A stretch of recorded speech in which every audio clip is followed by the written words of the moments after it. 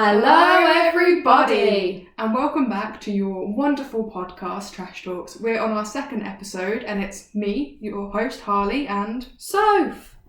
And in this week's episode, we're going to be talking about the Elisa Lam documentary that dropped on Netflix probably a week ago? A week, 2 weeks ago now.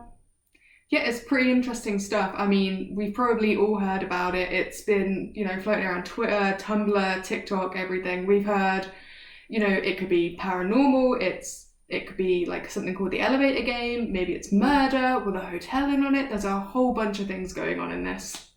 Yeah.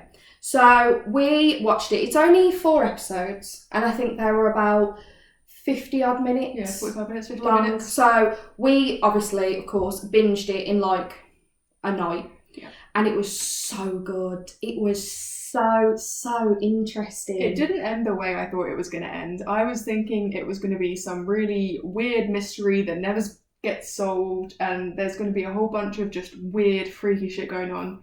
And it was kind of sad, wasn't it, in the end? Because obviously, we've all heard the case of Elisa Lam. And I always thought that, she was murdered. Yeah. Or it was something like supernatural, maybe. It just had to be because of the history of the Cecile Hotel. It's dodgy shit has gone down there. It's crazy. You've had serial killers there, suicides. You've had it all. It's absolutely mental. And then to hear it from, she was the old director, like the old manager. The manager, yeah. She looked suspicious though. Something in her eyes. Didn't trust her. Yeah, I don't like her at all. She was so cocky. And she was like, "It's the hotel's a wonderful place." Are you serious? Like, you've got people killing people in there. It's a place where prostitutes, where there's robberies, murders, and you're saying that place is good? Yeah. It was so crazy. And so one of the first things we learn in the documentary is the history of sort of downtown LA and Skid Row. Now, I don't know about you, but I thought Skid Row was... Like, I'd heard of it, but I didn't realise it was a real place as such. No, same. To be honest, this might be Frowntown, so I do apologise to our viewers, but I had only ever really heard of Skid Row from Little Shop of Horrors, the musical. So I didn't actually realise it was a real place. No. And when you hear there's this doctor bloke, I can't think of his name is, he was going into how about... people just get dropped off there if they come out of prison or they come out of the local sort of mental health ward, and the police almost encourage people to stay in that area, and it's like one of the biggest homeless populations in the US. It's just, it's crazy. And they showed like footage of it as well, and it was absolutely mental. To think that something like that is allowed to exist and is almost encouraged is nuts. And the fact that it's only sort of, like a 10-minute walk from the hotel. I think so, yeah. It was literally like the hotel was here and it was straight down the road, and then you were there with all them people, and obviously like it's just so sad as well that nothing gets done about it. And the fact that, I think it was the doctor, was like, if you've just come out of prison, you've just come out of like a mental hospital, then this is where they drop you off. And that really shocked me because I was like, whoa, what the fuck? And then the fact that you learn that the Hotel Cecile used to have it has like long-term lodgers and obviously just like short stay. And there's a guy who's been living there for like the past 20 years or something, and he was like, I would never stay above the 6th floor because, there's murders. If you go up there, you're going to lose your life. Something's going to happen. And it was just, I don't know, like you hear about the Hotel Cecile and you think of it as this massive grand place, like it's iconic in some of the worst ways, but also some of the more interesting ways, and it's just not what you expect. It's just surprisingly violent history. It's nuts. I know. But yeah, if we're focusing on Elisa Lam, you've got some information, haven't you, about the whole case and stuff? Yeah, so basically the case, she goes missing on, I think it's the 2nd of February. No one obviously knows where she is. We don't know, to start with in the documentary, whether she's met someone and gone missing, because we know she'd sort of been travelling around, I think it's the west coast of like the US before she started back in her, I think they call it college there, don't they? But like university. Yeah. So she was from Canada, wasn't she? Yeah. And she wanted to just explore and travel and see more of the world. So so she's like, you know what, I'm gonna go, and she wants to travel around loads of different places. I think she went to San Francisco at one point. Yeah, I think that was the place she went to before she went to the Hotel Cecile. Yeah. Yeah. It was mad. And when you learn that she's just sort of gone travelling, you learn that she also has bipolar, but it's not really brought up the severity of it or how it impacts her. Yeah. So it's something that you have in the back of your mind, but at no point do you think, is this why she's missing? Oh, it's just such a wild case. Because she has a Tumblr post. Yeah, she has a Tumblr page, which, I mean, anyone who's had Tumblr knows it's an interesting place. It's quite, it can be poetic, but it can also be dark and very triggering at times.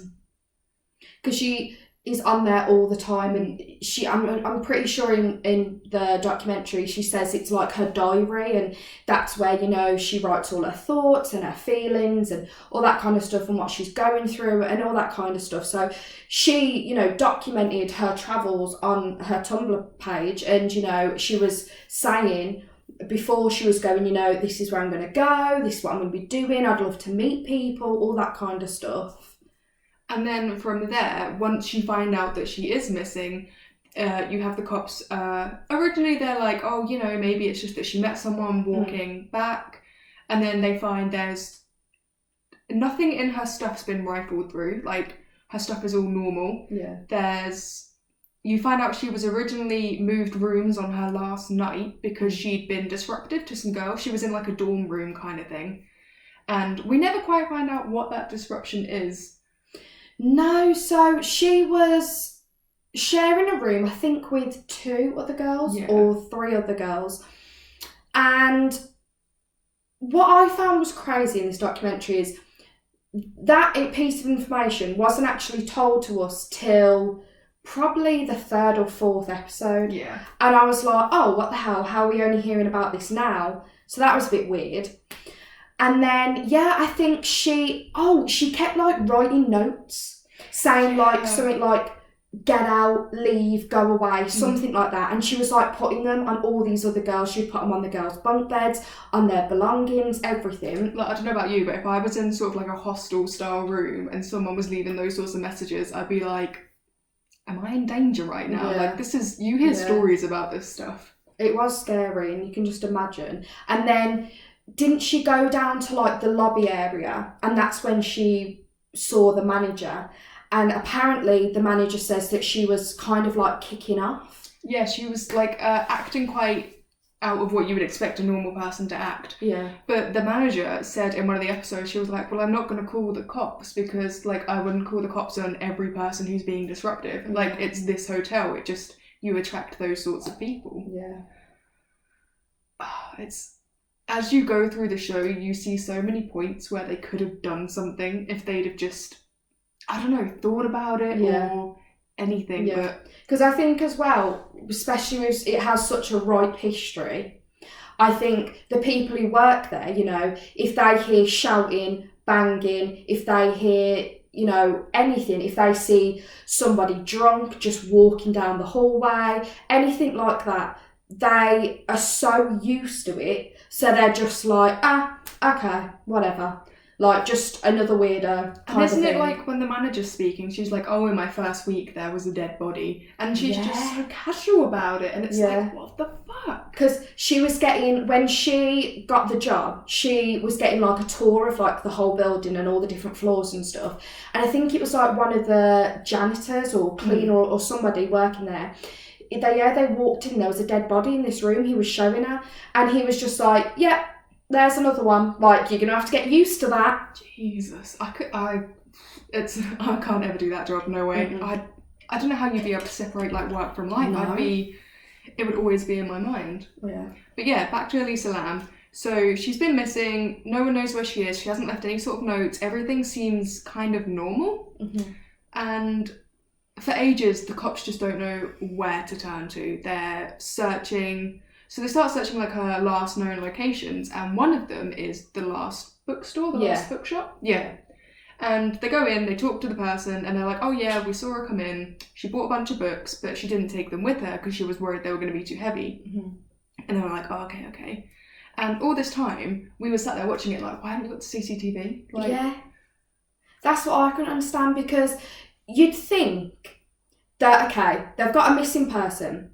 When the police were called, she'd been missing for at least 24 hours, maybe. She rang her parents every day, didn't she? Yeah. Normally. So basically, backtracking a little bit. So to be allowed to go, because she was still young, her parents said, "Look, you can go. That's fine, but just make sure you ring us every single day. Just let us know you're okay, how you're getting on, what you've been doing, that kind of stuff."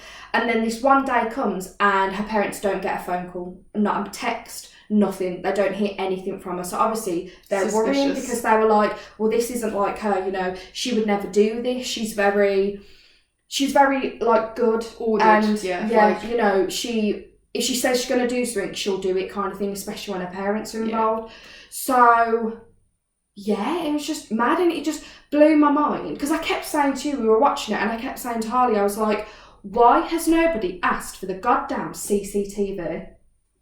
It was, I don't know. It just seems like such a common knowledge thing that you would go in, there's a missing person, she'd been missing for like 12, 24 hours, whatever it was, and nothing had been done. Like, I don't know if it's a case of in the UK it's easier for us to access CCTV, or there's less sort of like red tape to cross. It just seemed like it was like almost a week or something ago mine. They hadn't even got the CCTV yet. It was nuts. Mm-hmm. But then obviously they did get the CCTV, and the hotel, being the hotel that it is, doesn't have CCTV everywhere. They had it, I think, in the lifts, the lobby, and dotted on some floors but not all floors, which to me doesn't make sense. Either CCTV, you do it everywhere, or you don't bother. Yeah, like, people are going to know the black spots, and they're going to take advantage of that. Exactly. But we see the CCTV of these two blokes walking in with Elisa, and the cops are like, oh, what's this? What is this? And the guys give her a parcel. It's quite a big box, and the cops are like, is this drugs? I don't know why, but they were like, it's LA, people do stuff like that. I mean, fair enough, I would imagine. My concept of LA is very party orientated. Yeah. And then when they're watching the CCTV, they see the lads leave again, so they're like, okay, it's not her. But I don't think at any point again they see Elisa leave the hotel, so they're like, okay, she's here somewhere. Mm-hmm. And then they go back through her belongings, because the hotel, I think they keep it for like 28 days. Yeah, something like that. And they find the box, and it's just the books left over from what she bought in the bookstore. So she had the lads bring it to her. So we're sort of almost back at square one, but at least we know she's still in the hotel. Yeah. And I think what was really sad, so at one point, I think she'd been missing for, I want to say 48 hours, 3 days, something like that. And the team, like, the police force team that were working on the case, they decide, okay, you know what we need to do, guys? We need to search this whole hotel. So they go around and they bring in cadaver dogs, and they get the dogs to sniff like something of Elisa's belongings, and then they're going all through the hotel, every single room, every single floor. They're going absolutely everywhere. It's a big hotel, isn't it? It's got something like 900 rooms. So they're going through. They don't find anything. Now, before you watch this, if you know the Elisa Lam case, if you know it well, you just have heard of it, whatever, we all know where she was found, right? So what was so bloody frustrating watching was they went up and they went onto the roof, and we're there watching like, yes, this is it, they're going to find her, like, yeah, awesome. They get up there, and then the dogs are sniffing, and then that's it. And they don't go near the water tanks, which is, of course, in the end where she's found. But then, is that a case of it's on purpose? Are they hiding something? Or is it just a case of, like, I imagine those water tanks are very, like, you're not allowed near them unless you know that you should be near them, because there's probably some sort of, I don't know, dangerous machinery, something that you shouldn't be touching. And I don't know if that's why they kept away. I don't know, it's just weird, because usually in things like this, you check everywhere. Yeah, but I don't know, maybe they just don't stone unturned. So it's just bizarre to me how all of them went up there and they were all looking at the water tanks, and then they just turn away and then they leave. And it's like, oh, never mind, we never found anything. And it was so frustrating to watch, especially because obviously we know the end, and it's just like, oh my god. One of the most, to me, interesting and disgusting parts of this case is the water. Oh, it's rank. So, of course, we know she's in the water tank. Mm-hmm. The hotel guests notice that their tap water is brown. Yeah. And they're using it to brush their teeth, they're showering, they're drinking it, and they're like, oh, this has a funny taste. Have you ever looked at brown tap water and thought, I'll have a glass of that? No, again, which I don't get right. So in the documentary, they're like interviewing this couple, and they went and they were like the same, they wanted to get out, they wanted to travel, blah, blah, blah.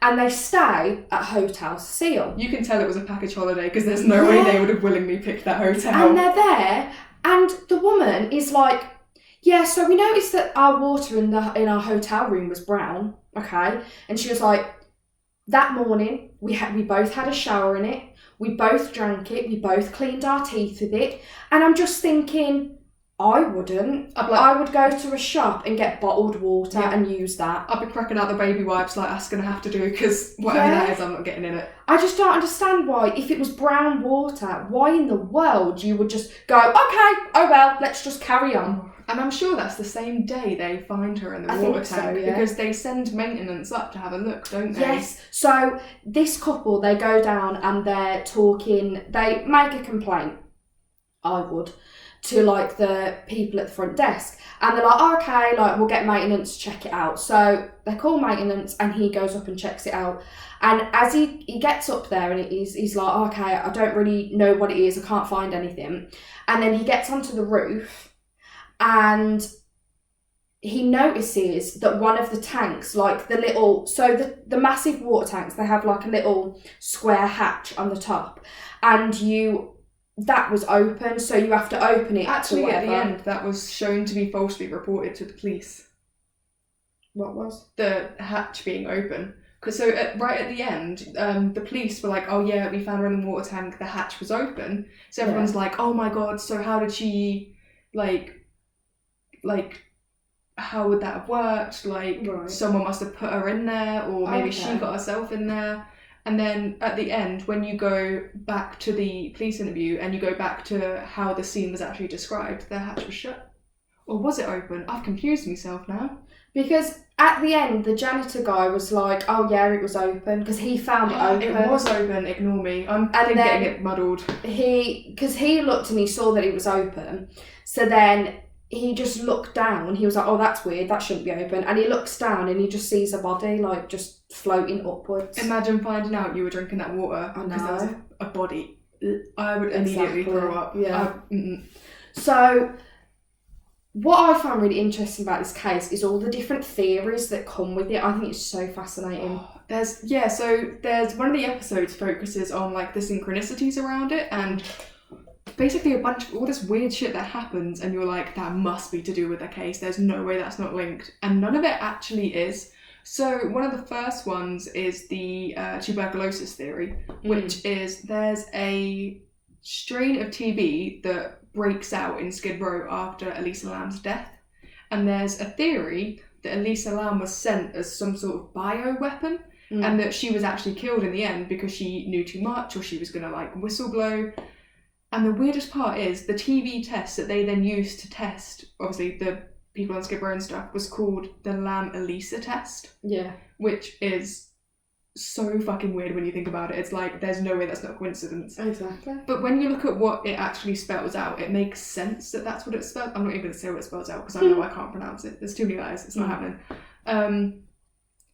And it's just so bizarre. But this has been totally discredited because although her university was known for their testing on TB and stuff, there was nothing in her body that suggested she had TB. There was nothing to suggest any of that was true. Just a really, really weird coincidence. That's very fascinating though, isn't it? Like, I love like conspiracy theories and all things like that, but I just find that so fascinating. You couldn't make it up, could you? No. No way. And then you had the Last Bookstore. Yeah. So the Last Bookstore, obviously we know that was one of the last places she went to buy books. If you search their website and you get their domain name, and then you look at the address that their domain name is registered to, the postcode actually comes up for Elisa Lam's burial spot. Yeah. Again, can't explain it. Weird as fuck. Doesn't make any sense. That's so bizarre. Because isn't it if you put the number thing, whatever it's called, like their postcode thing, I yeah, guess, yeah. their postcode, you put it in Google Maps, don't you? And then if you put it in Google Maps, it comes up the exact spot where she's buried. In Vancouver, it's weird, isn't it? Like, what the hell? Breaking out of the Matrix. It's so weird. And then, obviously, you've got the film. Yeah. Do you want to explain that one? Yeah, so, basically, what year was it? Did it come out? 2005? I think 2002 was the Japanese version, yeah. And then 2005 was like the American version. Okay. So, in 2005, this kind of horror thriller film came out called Dark Water. And it's basically about this single mum, and she called, what was her name? Oh God, now you're testing me. I think it's Dahlia. And then she has a little girl, I think her little girl's like Ceci? 6, 7. Yeah. And she's called Ceci. Yeah.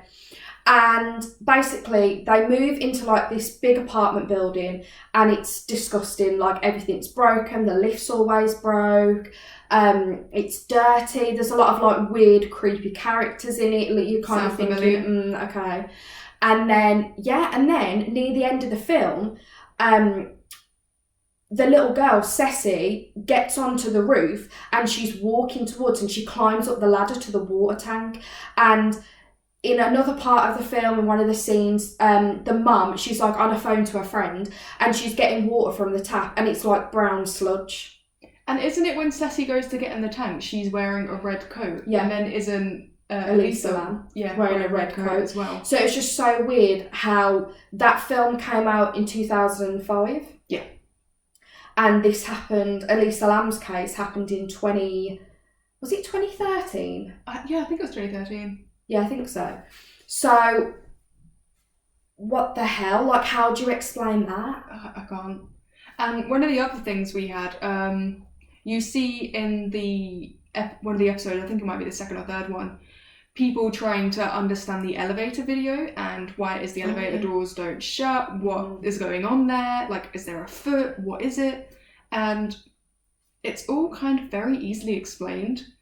Yeah. Basically, the elevator has a button on it that, so when she pressed all the buttons, she caught a button down the bottom that is the hold button that keeps the doors open for something like 5 minutes, which is why when you're watching the video, like, why hasn't it shut? That's why. Yeah. Because, so, obviously, the web sleuth community came alive because the police, so basically, there was 2 guys who were working on the case, and they were going all through the CCTV footage, and it was something crazy. Like, they were sat here, like, what was it? Something like 24 hours, something crazy like that. Just the 2 of them sat in this little office watching the CCTV footage just to see, you know, does she leave? Does she bring anyone in? Like, what happens? Then all of a sudden, they find this one thing where she's in an elevator, and she's pushing all these buttons, and then she's like backs up into the corner of the elevator, and then she gets out and she looks around, and then she comes back in, and then she goes out and she's going like this, like she's talking to somebody, like facing this way. But obviously the camera, the CCTV doesn't show you everything. It's something really bizarre to catch with CCTV. And then the police were like, okay, we're gonna put this out to the public, and they did. And I've personally seen the video, not just obviously in the documentary. I've seen it loads of times. Every now and again, it always resurfaces and it always gets shared around again. And it's such a bizarre video. But in the documentary, they do obviously explain all these different things. And then you go, oh, okay. Yeah. I get it. And then I think the video's slowed down as well, isn't it? Yeah. And the web sleuths are like, why would you slow it down? Like, what's going on here? And they say that there's a chunk of time missing from the video, and everyone's like, well, what happened because there's something like, I can't remember what it is, something maybe like 10 minutes or something's missing. Yeah. And they're like, oh, well, why would that chunk of time be missing? And I think they said, like, maybe she wasn't there or something. Or, like, nothing had occurred that needed I think to that's be what shown. I said. I think they said she either wasn't there or nothing happened. So they were like, well, we'll just cut that bit out because you're not going to get any evidence on that. Yeah. But some people thought they could see a foot by the door. And one of the reasons the video was slowed down is because so much was happening and, like, it was all very erratic that to slow it down just made it easier to watch. Just sort of pinpoint what was happening. And that's all it was.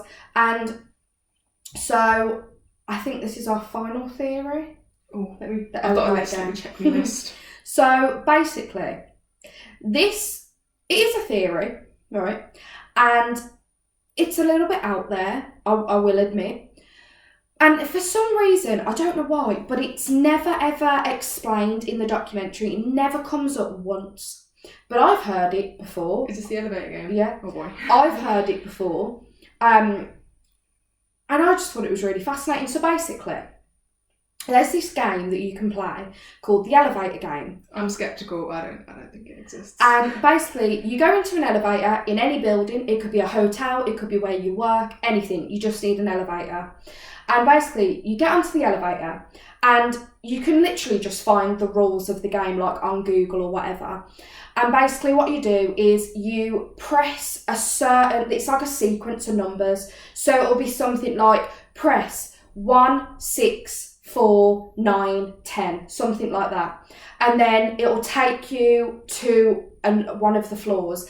And then there's meant to be like this ghost girl, and she gets in the elevator and you're not meant to look at her. You're meant to like look down and not look at her.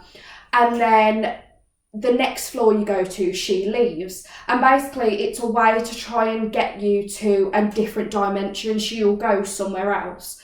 And I'm not saying I believe it, I'm not saying I don't.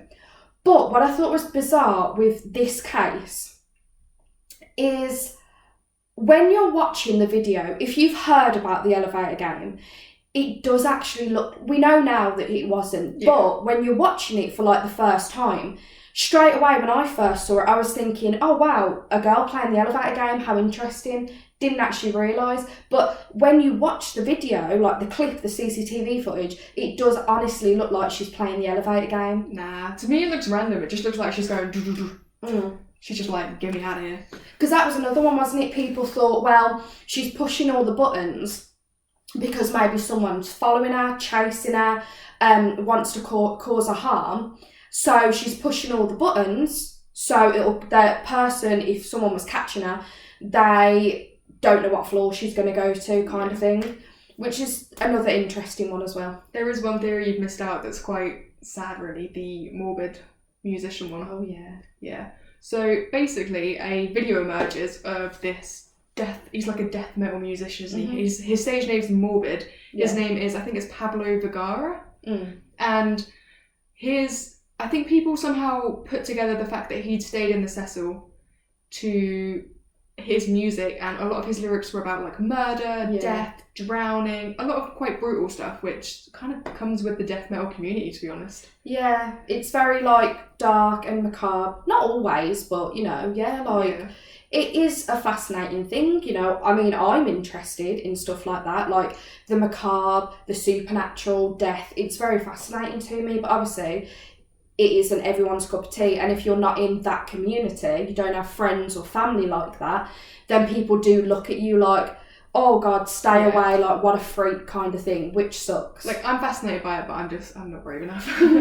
And yeah, so basically people put two and two together and they're like, this guy is sus. He's got like white face paint on, he's got some piercings, he's got like heavy eyeliner and stuff, black hair, very sort of goth metal look. Yeah. And people start sending him messages online like, you killed her, you did this, admit it, you sicko, you psycho, we're gonna come and get you.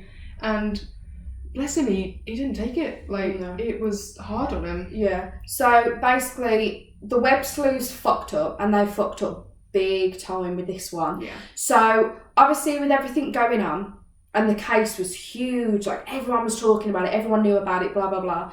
So this video of this Morbid, he took a video, like a little vlog of him staying at Hotel Cecile, and it apparently resurfaced again on YouTube. So all the web sleuths saw it, and what annoys me is if they just took 2 seconds to do research. To do research and to look at the date that was taken, you'd actually find out he was there a year before this Elisa Lam case even came about, even started. So he was there a year ago. And then they just decided to put 2 and 2 together. And then they were sending him death threats, and they were absolutely awful to him. Well, I couldn't really imagine bad, yeah. And he did that video, didn't he? Like that home video, and he wore a mask because he was terrified to show his real face. Don't blame him. And he had like a voice altering thing, and he was like, "I am innocent. I did not kill Elisa Lam," and nobody believed him because he did obviously music, and some of his music videos. There was one, and it was like a woman being chased through the woods kind of thing. So they just decided to put like 2 and 10 together and go, there you go, that's the killer. And it's like, what the hell? And he did not take it well at all, did it? It took such a massive toll on his mental health that he ended up being hospitalised in the end, didn't he? Because I think he took an overdose or something. Yeah, he tried to take his own life. And it's just, it's just crazy because I find the web sleuth community really fascinating. Sometimes I think they have a bit too much time on their hands. Yeah, I mean, to be fair, we've also don't fuck with cats, and you know what? Fair enough. Yeah, right, fair play to them in that. But in this one, it's that whole jumping on the bandwagon. Yeah. Do you know what I mean? I want to be a part of it as well. Such little evidence, but they were like, well, this has to be it because nothing else fits. Yeah. And they just wrecked this poor guy's life, and he was just trying to get by. Like, he was in the documentary as well, he's being interviewed, and he was telling his side, and he was like, I wasn't even in the fucking country. No. Weren't he in, like, Mexico or something when it happened? And even when they found her body and they found, like, the cause of death and stuff, he never received any apologies. No, that's what he says, and that broke my heart in the documentary when he was like, I've never once received a sorry or anything from any of these people that hounded him. It's heartbreaking, man. It's disgusting. It really is. Oh, I can't imagine what it must have been like to be in his shoes, to wake up every day and just your newsfeed or whatever is just full of all this hate for something you have nothing to do with. It's nuts. But yeah, so basically the documentary ends and you find out from Elisa's sister that her mental health is way worse than anyone had let on. Yeah. And she's had a history of like skipping her meds and not taking them. Because when they find her body, they do a toxicology report, don't they? Yeah. And the guy's like, oh, we found her medication in her like system, but not enough for the dosage she should have been taking. Yeah. And then he was like, when we looked at the tablets, there was more than there should have been. Yeah. So yeah. So, and like we knew she was bipolar, but I think it was bipolar type 2 or type 1. Yeah. I think it was type 1, and it was essentially the more severe version of bipolar in the sense that it also came with things like psychotic tendencies and stuff, which you don't know until right at the end. Yeah. And then when you're thinking, okay, so this girl was probably not on her medication, she's in like an unfamiliar place, she's obviously very distressed. She's on her own. Yeah, and like if you think how she ended up in that water tank. Let's say you're experiencing severe psychosis, paranoia, you think someone's after you. It makes sense. Yeah. Like it's sad, heartbreaking, horrific, but it makes sense. Yeah. I wasn't expecting it, I really wasn't. No. I was expecting, she was murdered or the case remains unsolved. Yeah. That's what I thought it was going to be.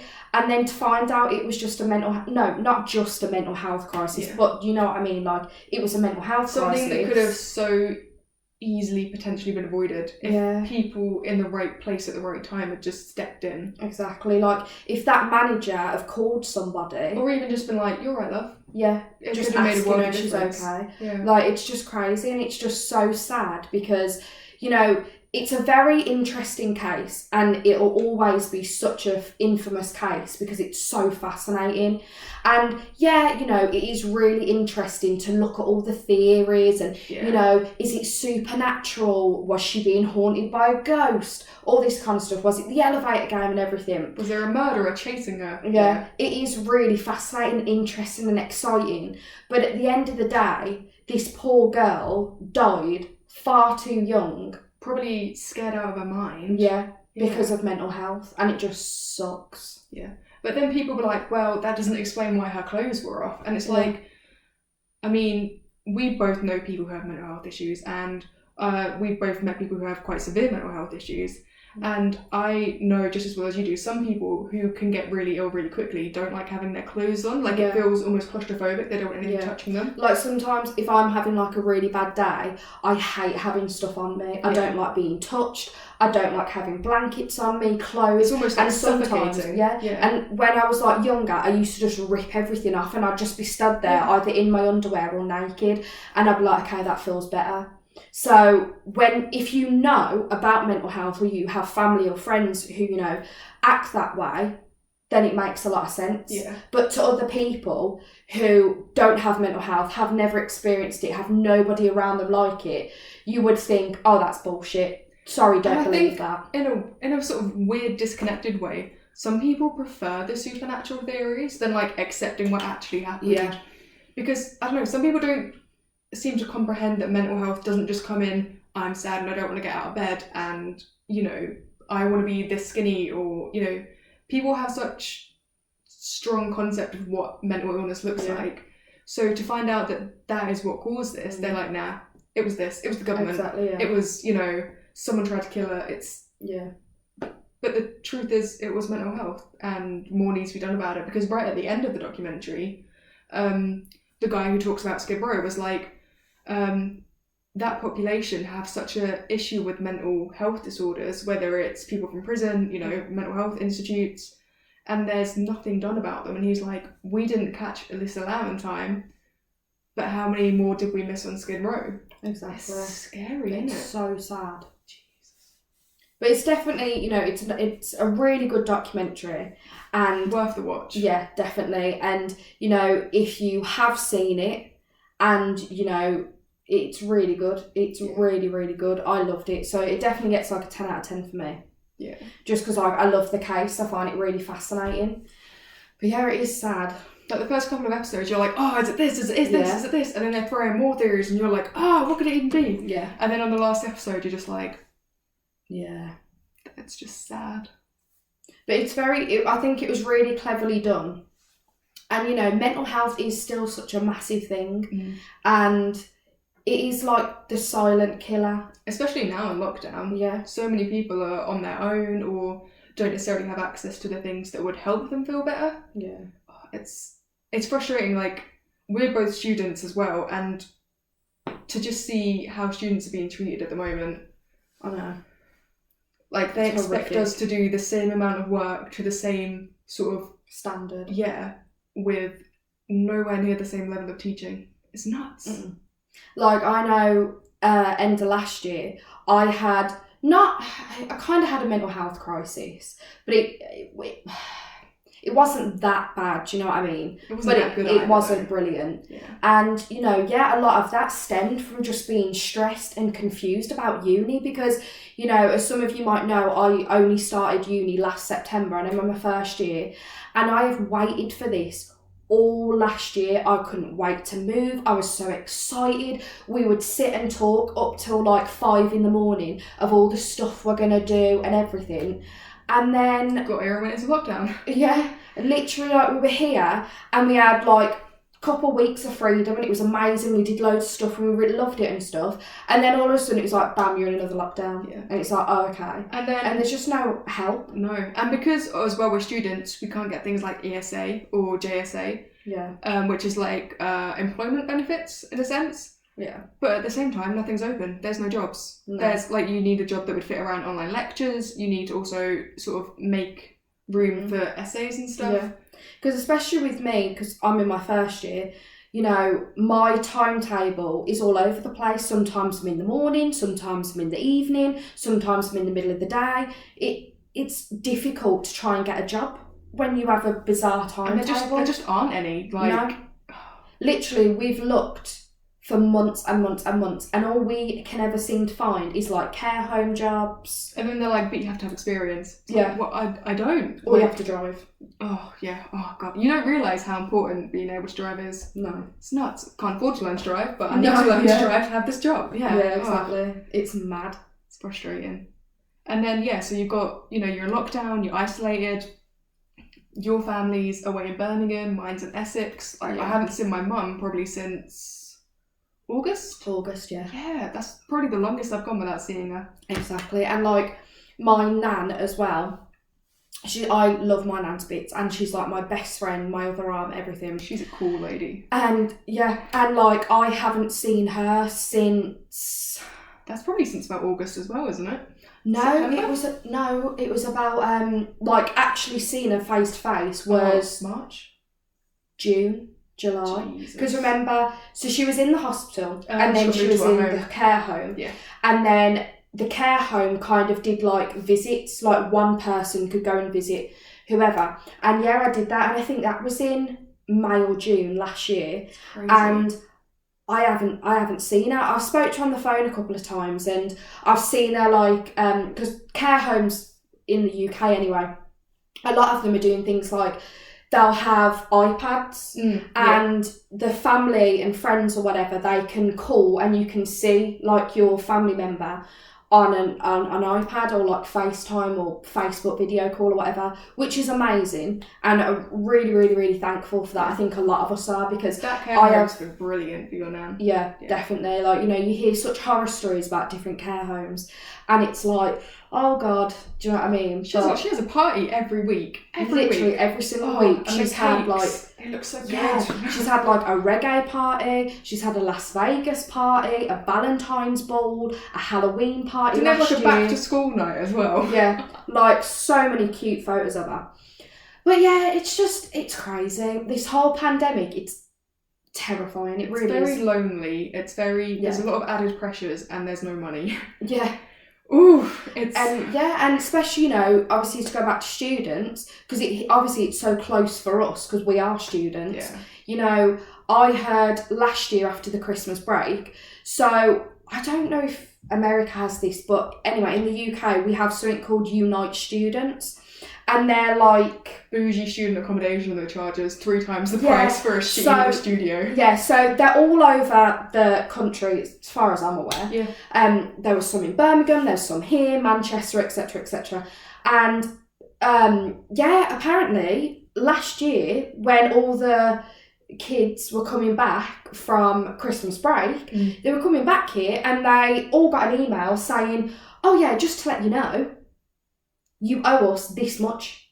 And it was like, you fucking what? And they were trying to hike the prices up for rent. And then there's been issues with some student accommodations, hasn't there? The ones like tied to the unis. Like, I think Manchester had this issue where they weren't being allowed out. No. And in Manchester, they literally put up fences.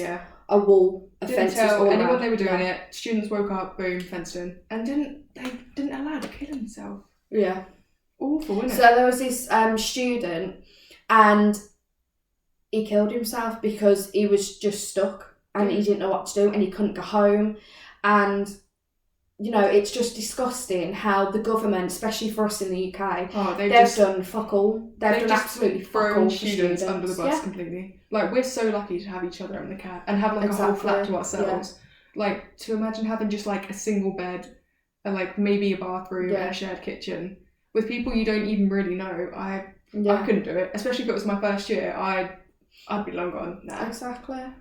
And like, you know, there's just nothing to fucking do.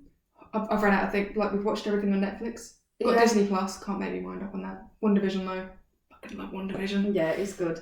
But you know, like, when you're in your first year, you're meant to join like loads of different clubs and do all this fun stuff, like a sports team and all these different things. And that's what I wanted to do, and I was really excited. But I know before just you none of came them are here, going. You had like a list, didn't you, of all the different clubs you wanted to have a look at? And I was like, at the Freshers' Fair, I'm going to look at all these stalls and I'm going to pick one, what I want to do. And then and just I hasn't don't happened. think there was even a Freshers' Fair, was there? No.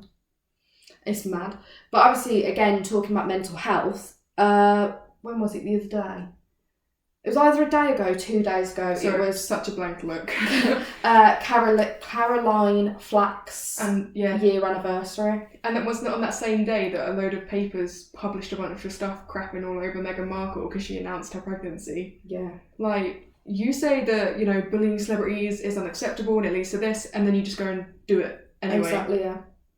Like, just like what happened to Morbid in the Elisa Lam documentary happened to Caroline Flack, and then unfortunately she ended up taking her own life, and it was a year the other day. and I just can't That's believe nuts it's been that a was year. a year. I That know. feels Because I forever ago. remember, I think we were shopping in town and we called an Uber and we got in the Uber.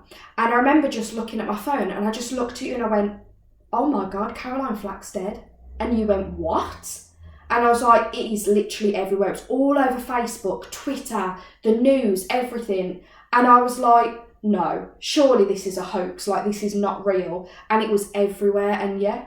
And there was like this massive thing on social media for a while, wasn't there, where they're like, we're going to be nice to each other. Yeah, like, be kind. if you don't have anything nice to say, don't say anything. You don't know what people are going through. That lasted like, what, 2 weeks? Exactly. And then people, especially the fucking press. Oh, you know what else gets me? Clap for the NHS. Oh, for fuck's sake. Y'all want to clap for the NHS and then go and vote Tory? Exactly. It doesn't make sense. It really does not make any fucking sense. Like, I had a friend who was a student nurse and her mental health, she struggles with a lot of stuff. Mm-hmm. And I remember her ringing during like the height of coronavirus, sort of the first time round. Yeah, I think we were in our first lockdown, weren't we? And she was like, I've just wrapped like my 10th body of the shift and I'm not even like finishing my shift yet. And I was just like... I think that's really when it hit home for me, when, you know, our friend phoned and was like, yeah, I just needed to phone, I needed a break. And we were like, oh, are you okay? What's wrong?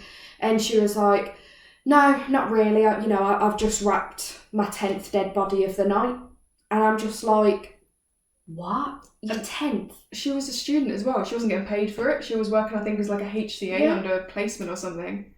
It was just crazy. No, and she's not even a fully qualified nurse yet. And she had to go through all of that. I couldn't imagine it. It's horrible. Yeah. It really is. So I think our last thing we were going to talk about was Marilyn Manson. Dickhead. Oh yeah. So obviously, That's as all I've got to say. Probably a lot of you know, Marilyn Manson. I don't actually know what the allegations are. Was it sexual assault? Yeah. I'm not overly surprised, to be honest. Well, I don't know. Like, I grew up, like a lot of us did, with Marilyn Manson's music, and I loved him, you know. But he had like almost a cult following, and that never ends well. Like, I loved the way he dressed, I love his music, his voice, everything. I loved him. And I think what's dangerous at the moment is obviously all these have come out, and, you know, of course, we're all standing by the women. Of course we are. Never, ever victim blame. Don't do that shit. If you do, just fuck off. Like, don't do it, because it's just, how would you like if it was you? Do you know what I mean? But anyway, and so basically what's happening now is so many people are being like, well, are we surprised? Have you seen what he looks like? Have you seen his music? Oh gosh, see, I didn't mean that when I'm like, I'm not surprised. No, I know. But yeah, bad vibes. And now it's as if everyone hates the alternative community. We haven't been a loved community forever. We've never been liked by everybody, because apparently we're freaks and we're weirdos and we're all fucking Satanists and everything and all this crap. And it's just uneducated people just spewing bullshit and propaganda against the alternative community for no reason. I mean, to be fair, you are a member of the Temple of Satan, so... True. They've got We'll leave that for another podcast episode. But yeah, so it's just horrible, and it's as if we don't remember the whole Sophie Lancaster case. Oh God, I know. So if you guys don't know, Sophie Lancaster, I think she was out one night with her boyfriend. Yeah, weren't they like walking through a park or something? Yeah, and she, you know, was a goth, and so was her boyfriend. Had the big old boots and everything. Yeah, and I think she and her boyfriend were walking, I think it was late at night, and they were walking, and these kids, these youths, came out of nowhere and literally battered them. It's disgusting. Like, completely beat them up, everything. That was the and they were first both time. in hospital, weren't they? And I think her boyfriend recovered and survived, but Sophie didn't. She died. I'd never heard of anything like that until that case. No. Even now I can't get my head around it. Exactly. Oh, like, a goth. Yeah, exactly. Like, I remember when that case came out, and it was everywhere, you know, it was all over the news, social media, everything, in the newspapers, And when I was younger, when that case came out, my mum, she was like, I don't want you leaving the house. I don't want you to go anywhere because of obviously how I dressed. And it's so frustrating because like the alternative scene is full of such genuine, lovely people. Yeah. Ignore the gatekeepers. People who are like, alternative is for white. Fuck off. Yeah. We get it. You're racist. Get out. Exactly. But it was crazy. It was a horrible time because so many of us, and we were just kids, you know, and we were absolutely terrified to leave our houses because we were like, are we going to be next just because this is how we dress kind of thing. And I don't know about you, but I know through my life I've had comments and stuff. Oh, yeah. And the best one, you do realise Halloween's over. It's not Halloween yet. I love that. You know what I always got told? It's so funny. And, you know, trigger warning, I was always like, oh, go slit your wrists. Go slit your wrist, you emo. Like, what the fuck? Exactly. And that reminds me, one other thing leading off this and to end episode 2 is right, I love TikTok. Smiling, but it's serious. I love TikTok so much. I think it's so much fun, right? I think it has a very dark side though. Yeah. And it's a great place, but it's scary. I know one of the things I've seen a lot is young girls on lives. Like, too young, like kids. And the amount of creeps in their comments that are just... And I think one of the big issues, I know you'll talk more about some of the other issues, is that how do you report them? Because there isn't an option necessarily for that. And when you get told that like something's been taken down for like a violation of their content stuff, no one actually knows what you are and aren't allowed to put on. Yeah. And some right weirdos are getting away with some dodgy stuff. On the lives, you can report people if they, because I've done it, if they maybe say leave a comment that is predatory, racist, homophobic. And the amount of transphobia. Oh my god, the amount it's of like disgusting. People on lives or videos and people purposely going out of their way to misgender. Exactly. Why? It's absolutely vile. And I've reported a few comments because I just think it's absolutely disgusting. And one of them I won, and TikTok got back to me and they were like, look, we've reviewed it. We've took this person's account down. So that was cool.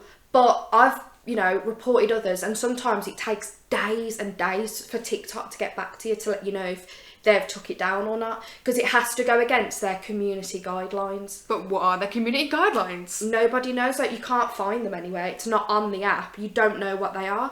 But basically, one thing, and this, links in with mental health, what we've been talking about, and this is why I wanted to talk about it and end the podcast on this, is that, I was scrolling through Top Lives last night, as I do, and I came across this boy, and, I don't know how old he was. He wasn't... Was he the guy very singing? old. Yeah. He had a lovely voice, didn't he? He was so cool. And basically, he came onto his live, and he was just vibing, he was in his room, he had music going, he was singing, great voice, by the way. And he'd obviously, again, trigger warning, he had self-harmed. He had like scratches on his face and he self-harmed all over his face, on his neck, all up his arms and everything. Okay. Now, personally, if that was me, would I go onto a live? Maybe not. Maybe I wouldn't, take a photo or a video or anything. Okay, but that's just me. Some people aren't like that. Some people are like, okay, I've done it, it's happened, I don't care, let's carry on with life. Yeah. I want to go live, I want to go live. It's up to you, that's fine. Yeah, we're not here to tell you that you can't. Exactly. And, you had a lot of comments and some people were like, this is very triggering, blah, blah, blah. And loads of people were reporting his live because it was triggering. Now, I do understand that, I do get it. But, for me, if I see, I always come across stuff on TV, on social media, that is triggering, and I'll go, oh, that was triggering, but then I go away, I swipe off it, I don't stay and watch and look, because I know it's triggering for me. But I mean, the harsh argument to that is some people don't have necessarily the self-control to swipe away. True. But it's mind-blowing, but honestly, now... because TikTok is so big and everybody's on it and whatever, whether you post or not or you just watch, it's very, very big and there's a lot going on there. But the things that I keep constantly seeing, and you know, it was on this poor lad's live, and he kept saying, you know, come on guys, stop asking me questions, stop leaving horrible comments.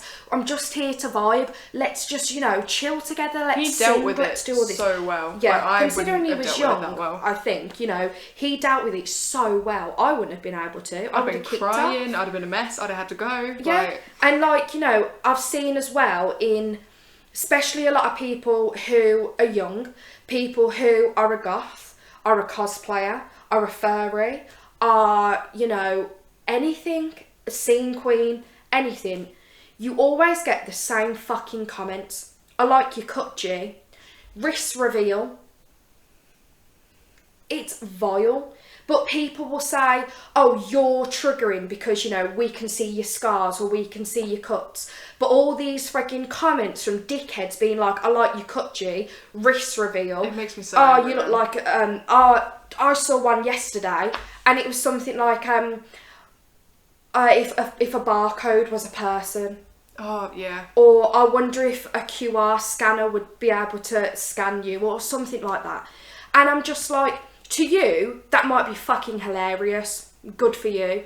But to a lot of people, it's triggering, it's upsetting, it's awful to say these things to people online. Like, for fuck's sake, if you've got a brain cell, fucking use it. Exactly. Like, if someone has hurt themselves, there's a reason for it. Yeah. No one, regardless of how minor that injury might be to you, regardless of how much you might think it's attention seeking, they've harmed themselves for a reason. Exactly. You have absolutely no right to make that person feel like shit. Got a tail over here, lads. Ooh.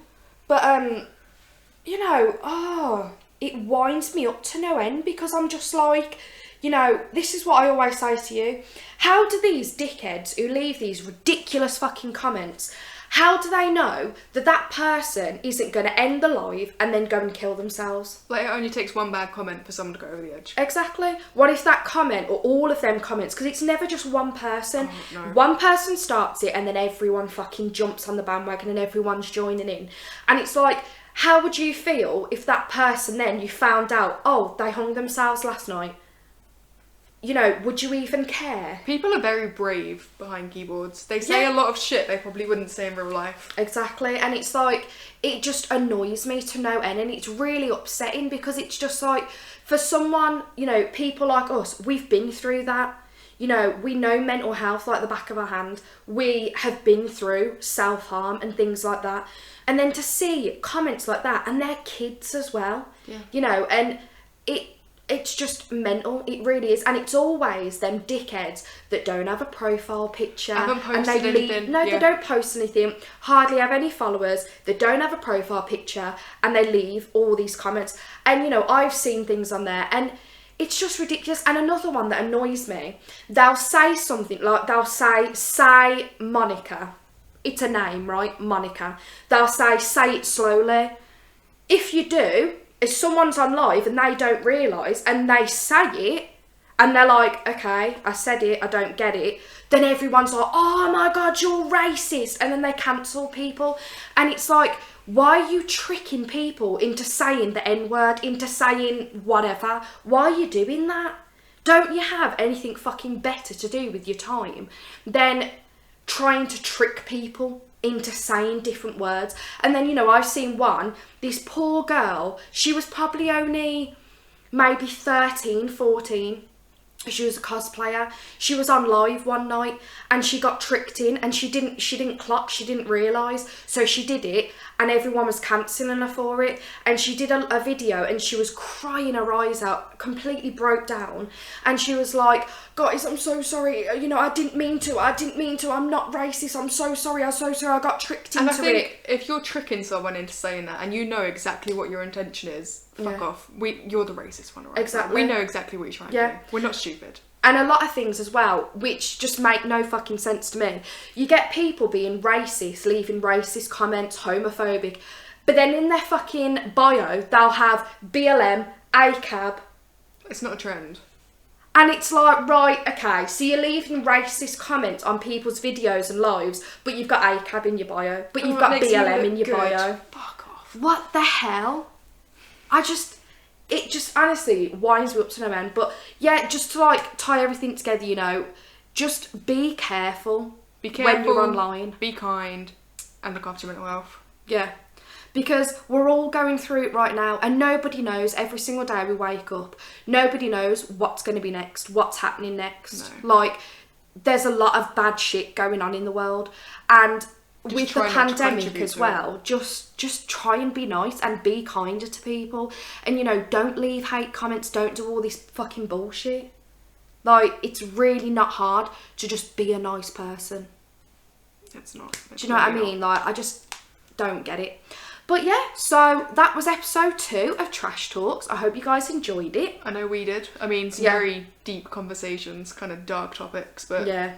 But they need to be talked about. Exactly. So definitely check out the Elisa Lam documentary on Netflix. It's out now. It's very, very good. You can binge watch it, whatever. It's super good.